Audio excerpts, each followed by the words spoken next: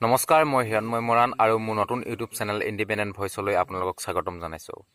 আজি মই এটা বিশেষ বিষয় লৈ ভিডিঅ' এটা বনাব বিচাৰিছোঁ যে বৰ্তমান অসময়ত দোলপাত লগাই থকা এটা ৰাজনৈতিক বিষয় হ'ল আলফা, আৰু আলফাৰ বিষয়ে মই এটা ভিডিঅ' বনাম।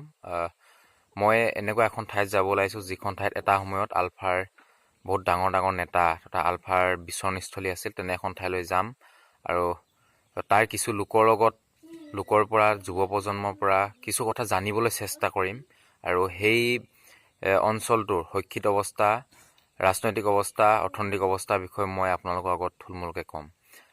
এতিয়া ভিডিঅ'টো আৰম্ভ কৰোঁ।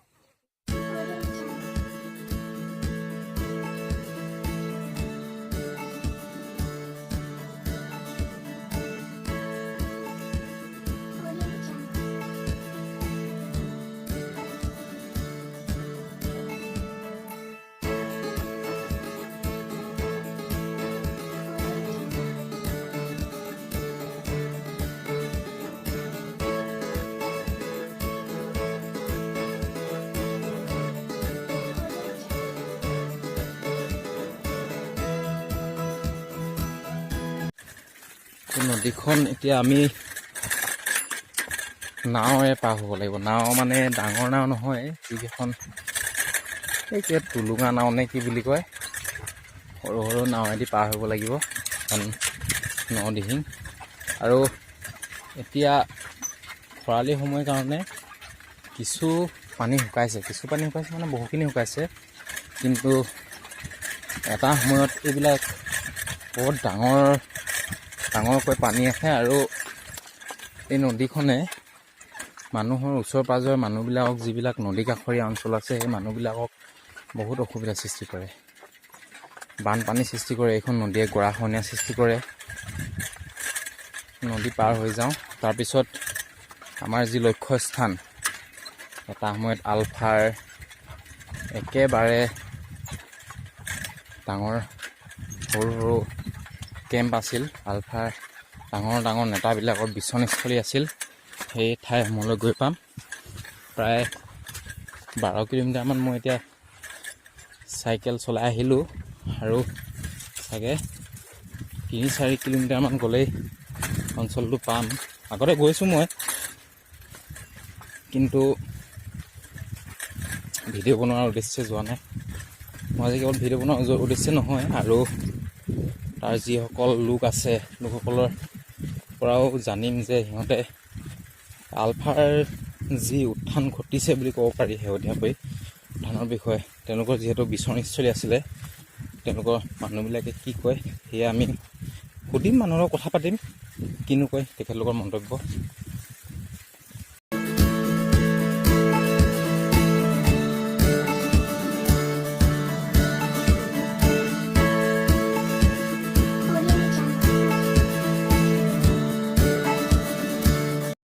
মই ৰখি আছোঁ দুফালে দুখন ৰাজ্য, দুটা ৰাস্তা, অৰুণাচল, অসম।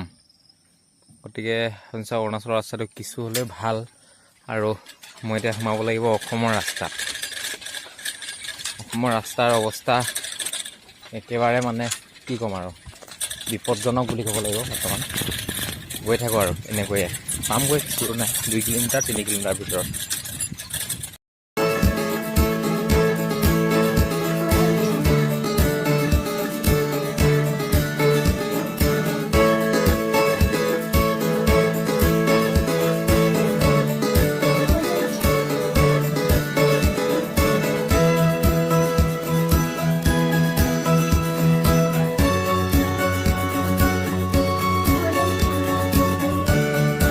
মই এই আজি যি ঘৰত থাকিম, তেওঁলোকৰ ঘৰৰ পৰাও আৰু এখন গাঁৱলৈ গৈ আছোঁ। তেওঁলোকৰ কোনো যাতায়াতৰ সুচল ব্যৱস্থা নাই, যিহেতু অসম চৰকাৰৰ কথা জানেই। অসম চৰকাৰে কোনো ধৰণৰ, এইটুকুৰা অসম পৰে, সেইটোকে অৰুণাচলত কিন্তু এয়া ইমান ভিতৰুৱা অঞ্চল হৈ তেওঁলোকে বিজুলী বাতিৰ ব্যৱস্থা কৰিছে, ৰাস্তা ঘাট ভাল। আমি এখন সৰু নদী, জান বুলি ক'ব লাগিব। এই হেৰিয়ৰ সময়ত, বাৰিষাৰ সময়ত পুৰা পানী হয়, কিন্তু বৰ্তমান জান বুলিয়ে ক'ব লাগিব। আৰু তেনেকুৱা এখনত গৈ আছোঁ। মোৰ লগতে আৰু এজন আছে, স্থানীয় যুৱক আছে, মোৰ বন্ধু টিম্পল। তেওঁৰ লগতে গৈ আছোঁ। চামগৈ আমি গাঁওখন, যাওঁ এনেই যাওঁ, চাবৰ কাৰণে, ফুৰিবৰ কাৰণে যাওঁ। যিহেতু মোবাইলৰ চাৰ্জ নাই, মোবাইলৰ চাৰ্জ দিওঁগৈ। আচ্ছা ডিম্পল, আমাৰ যে এটা সময়ত বহুত আলফাৰ যি এটা ঘাটি আছিলে এই অঞ্চলসমূহত, এতিয়াও বৰ্তমান কিছু যুৱক, নতুন প্ৰজন্মৰ যুৱক আলফালৈ যোৱাৰ পৰিলক্ষিত হয়, আলফালৈ বা গৈ আছে বা মানুহে কৈ থাকে যে আলফাৰ প্ৰতি আকৰ্ষণ বাঢ়িছে। এই ক্ষেত্ৰত তোমালোকৰতো নতুন এজন নতুন উঠি অহা প্ৰজন্মৰ যুৱক, এই কি ক'বা, কি কাৰণে আলফালৈ গৈছে ল'ৰাবিলাক? এইটোনো এতিয়া ক'ব গ'লে মানে চৰকাৰে যোনটো মানে সা সুবিধা দিব লাগে এইটো ইয়াত অঞ্চলত আজিলৈকে কোনো এটা আঁচনি নাই, সেইটো কাৰণে যাবলৈ বাধ্য। তেনেকৈ সিটোৰ পিছত সিটো ওলাই গৈ আছে। এটা কথা ক'ব লাগিব যে তেওঁলোকৰ নতুন প্ৰজন্মৰ যিসকল যুৱক, তেওঁলোকে সঁচাকৈ চৰকাৰে যিসমূহ আঁচনি বা চৰকাৰে যিসমূহ সা সুবিধা দিব লাগিছিল, যিহেতু তেওঁলোকৰ ভোটাধিকাৰ আছে, প্ৰতি বছৰে ভোটদান কৰি থাকে, তেওঁলোকে এজন জনপ্ৰতিনিধি নিৰ্বাচিত কৰি পঠায়। তাৰপিছত চৰকাৰে তেনেধৰণৰ কোনো সুবিধা দিয়া নাই। তেওঁলোকৰ সেইসমূহ সুবিধাৰ পৰা খঙৰ পৰা যাব পাৰে। তেওঁলোকৰ আৰু বিভিন্ন ধৰণৰ কথা থাকিব পাৰে যে সকলোৱে কোৱাৰ দৰে নাগৰিক সংশোধনী বিধেয়কৰ যি বিৰোধিতা কৰি বহুতো নতুন যুৱক আলফালৈ যোগদান কৰিছে, এই তেনেকুৱা ধৰণৰ হ'ব পাৰে। সেইটোকে আলফালৈ নতুন যোৱাটো এটা স্বাভাৱিক ঘটনা হৈ পৰিছে। আমি অলপ সোমাই এতিয়া পালোঁ অৰুণাচল দেখিছে নহয়, অৰুণাচলৰ চৰকাৰে তেওঁলোকৰ নিজৰ যিসমূহ ঠাই একদম অতি ভিতৰুৱা অঞ্চল বুলি ক'লে বহুতেই ভিতৰুৱা অঞ্চল, এই গাঁও পাতি আছে মানুহবিলাকে, তথাপি ইহঁতৰ যিটো ৰাস্তা ঘাট বা পদূলি অৰুণাচলত সোমোৱাৰ লগে লগে কিছু আমি ভাল পাইছোঁ। কিন্তু আপোনালোকে অলপ আগত দেখিছিলে যে অসমৰ যি ৰাস্তা পদূলিৰ অৱস্থা, কি অৱস্থাত, একদম সৰু ঠেক, যাব নোৱাৰা অৱস্থাত, নদী দলং নাই, কেঁচা দলং হ'লেও নাই, কাঠৰ দলং হ'লেও নাই, পকা দলং আপুনি আশা বাদ দিয়ক। তেনেকুৱা এটা যাতায়াত ব্যৱস্থাত এই অঞ্চলৰ মানুহবিলাকে যাতায়াত বা তেওঁলোকৰ জীৱন যাপন কৰি আছে। তেওঁলোকৰ আচলতে পঢ়াৰ যিটো সা সুবিধা, তেওঁলোকৰ যিসমূহ শৈক্ষিক দিশকো একেবাৰে পিছপৰা, মাত্ৰ এখন গোটেই গাঁওখনত মাত্ৰ এখন স্কুল আছে, তাৰো 5লৈকে পঢ়িব পাৰে। তেনেকুৱা এটা অঞ্চলত যিহেতু লোকসকলো একেবাৰে অশিক্ষিত বুলি ক'লে ভুল কোৱা হ'ব, কিন্তু শৈক্ষিকভাৱে বহুত পিছপৰা, তেনেকুৱা এখন মানুহবিলাকে কাৰোবাৰ অলপ উচতনিতে হয়তো তেওঁলোকৰ নতুন প্ৰজন্মৰ যুৱকসকল হঠাতে আলফালৈ যোৱাৰ বা আলফাৰ প্ৰতি আকৰ্ষণ হোৱাৰ তেনেধৰণৰ এটা পৰিলক্ষিত হয়।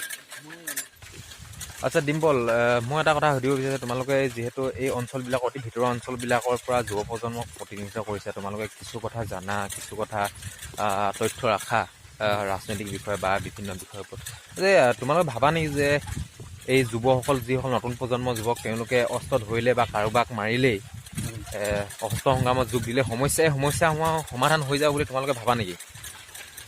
কিন্তু আমি ভবা নাই, মানে কোনোবা এজন যদি ব্যক্তিয়ে গৈ মানে আলফাক যোগদান কৰি অস্ত্ৰ ধৰি মানে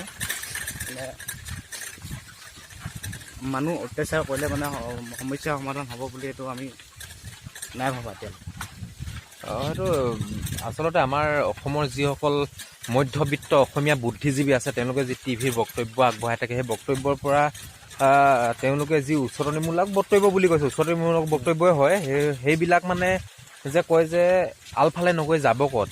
আচলতে আমাৰ এই ভিতৰুৱা অঞ্চলসমূহৰো সকলো যুৱ প্ৰজন্মই আলফাৰ প্ৰতি আকৰ্ষণ হোৱা নাই।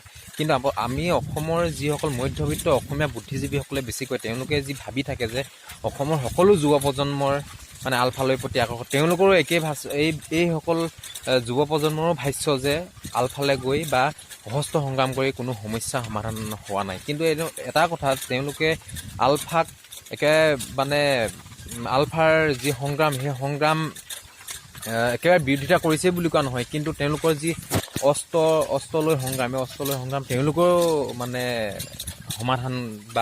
সমাধান সূত্ৰ বিচাৰি পোৱা নাই সেই অস্ত্ৰ সংগ্ৰামৰ পৰা।